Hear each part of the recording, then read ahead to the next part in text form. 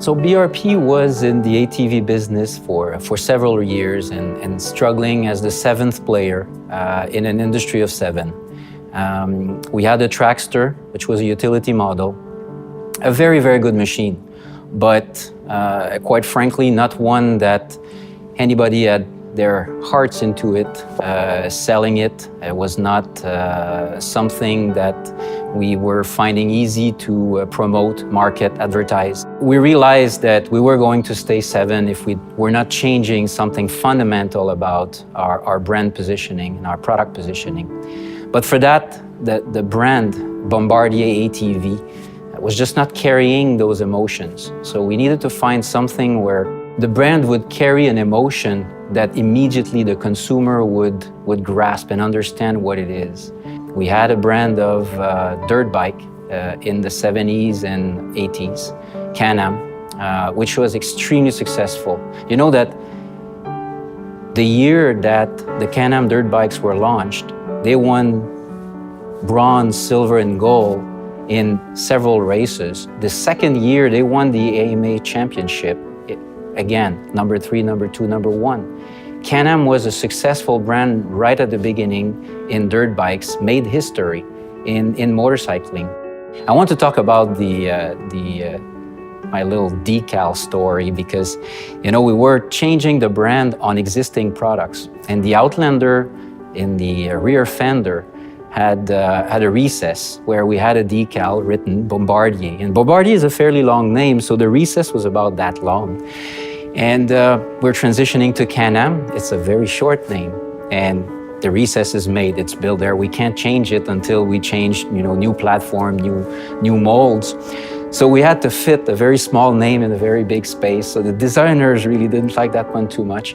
Worked very hard at, you know, proportions so that it didn't look too bad.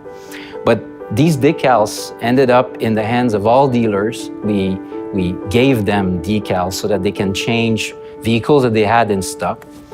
And they gave decals to consumers so that they can change the decals of the vehicle they already own. So the launch took place in May of 2006, announced the new lineup, announced the change. And we were back then, like I mentioned before, we were seventh player in an industry of seventh. And in 2012 now, we're number 1, number 2 in Canada, number 4 in the US. In fact, last month in October, in some states in the Northwest USA, we became number 3 for the first time in history. I think it's a huge success story for everybody that participated in the rebirth of Can-Am.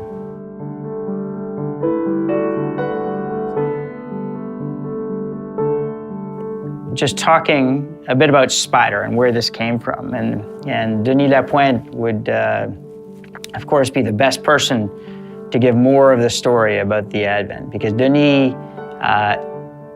very, very much in line with the core values of BRP, particularly innovation, had challenged his team to think differently at a design conference that they had an offsite about a vehicle that would be able to go on road, but would not be a traditional two-wheel vehicle.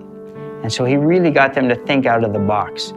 And that was the first time that this idea, this seed was planted for Spyder. It's the baby of a lot of people in the company, and a lot of people feel a lot of ownership around that. And so my involvement started in 2004. And at the time, it wasn't sure what was going to happen with Spyder, because the product, the team was trying to reduce the weight of it. It had a lot of weight to drop. It had a lot of cost to drop. And we hadn't really proven whether this product to ourselves was going to make it in the world. Yet a lot of people believed in the product. And with something like Spyder, it's a new category, and you have to first believe in it and try to see where it can go. Because if you just simply go out and before you develop it, if you ask customers what they want, they'll never tell you they want a Spyder. You have to go out and be able to have that, the guts, the determination to go and try something new. Obviously, the development teams worked very hard on the product concept and eventually managed to get a product that really was top-notch, something that we could be proud of on the world stage. In that time period, we had some absolute wow moments where you had consumers, when we would go to tests, who would be, some of them, emotional in terms of smiles and happy. They couldn't believe what they'd seen. They would go out on the open road and they'd have people waving at them. You even have some people who came back emotional, as in almost in tears, because, and in the words of one man, he said, "I'm 52 years old, I'm overweight, but now people are paying attention to me." And that was something very, very special. You could see that we made an emotional connection with someone. As an example of that, we had the Wall Street Journal reporter when we had a chance for the Wall Street Journal to test it. This fellow gets, as he said himself, he said, "I get to ride any car I want to work. I can drive a Maserati, I can drive a Ferrari, I can drive vintage cars." And he said, "I have never had the looks coming into work and the smiles and the thumbs up that I did with Spyder." It was incredible.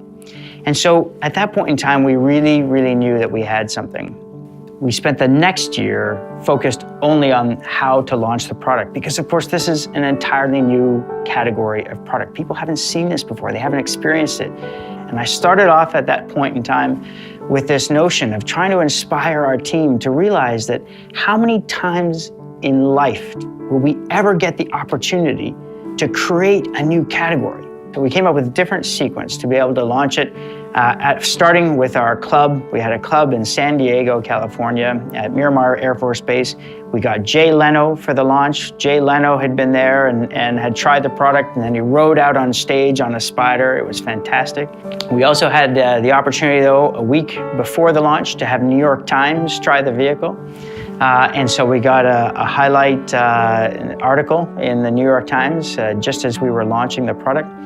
And then we had different experiences as we rolled out the product with trials, getting trials out around the world, getting people to experience it, getting dealers to understand about the product, and truly had what I would describe as a wow launch. The coverage, the articles, the number of news stories we had. We should really, truly be proud of what we have, of what we've created as a team, and of the future. And this should be a source of, frankly, inspiration for us. When you've created a market-shaping product, it just gets you to want to do more, because the next opportunity could even be bigger. And that, for me, are the messages from Spyder.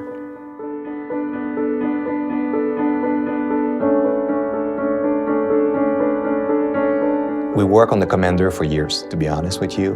Rhino was launched, which is the Yamaha product. It was in the market. It was an opportunity for BRP also, to sell something like that. However, we didn't want to do anything like the Rhino. We had to make sure we had the best product out there. So, and when we say best product, it's pretty clear. Can-Am stands for performance, handling, fit and finish, ergonomic, and design. We had to say yes on all of those before we say, you know what, go and let's launch a product. When we had to go and we had the right formula, this is where, the whole team got excited. We had the product, we produced it, and we create a major event because that was the launch of it. So imagine that you're in a room, you have all the journalists around the world watching a stage with something big there with a cover on it, okay? For sure they were expecting something because, for years they asked us, hey, when are you gonna launch a side-by-side? That was the night. And talam, we took the cover off and videos, music, and all the journalists start clapping. They look at it, it was yellow because, it's Bombardier, it's BRP, I should say. That was all right. And they look at the design, it was like stunning, okay? And right after, the intro, we told them the horsepower, okay? They look at it, oh my God, there's nothing like it right now in the marketplace. For sure, this is what they were expecting from Can-Am, but it was even more. Early in the morning, everybody was outside, all the journalists. They took a bus. We went to a place close to the Chateau Montebello, and all the units were there, all brand new, shiny, yellow. All the journalists, start running. We give them the keys. We said, have fun, try it, push it. This is who we are. We're trusting you. Have fun. They were like ecstatic. But to look at those guys being so excited about it, we said, thumbs up, we succeed. A few months after, a few weeks after, I don't recall. But you see all those articles and say, BRP just raised the bar of a side-by-side. I mean, that was something. That was pretty cool, to launch the Commander. But guess what? At BRP, we moved fast. And we had another product, a sports side-by-side called the Maverick. So we did a teaser campaign. So it's pretty exciting, to put something on the internet, say, you know what, come to this event, 7 o'clock Friday night, Can-Am will launch a new vehicle. We also invited, because our consumer are key, we invited all the Can-Am owners around that place. 150 miles, if I recall correctly, around that Sand Sports Super Show. We said, come to the booth, it's free of charge, you don't need to pay the entry fee. They came. We had a lot of people around the booth at 6:30. Waiting. They wanted to be in the front. We took the cover off at 7 o'clock. Everybody looked at the vehicle like, wow. They don't know the HP yet. We start the video. We show the HP of the unit, which is way better than anybody else, any competitors. And guess what? We are BRP. So we show our performance versus Polaris. We are in the front. We show the performance versus the Arctic Cat. We are in the front. We show the handling. People look at those videos and say, wow, this unit is awesome, way better than the competitions.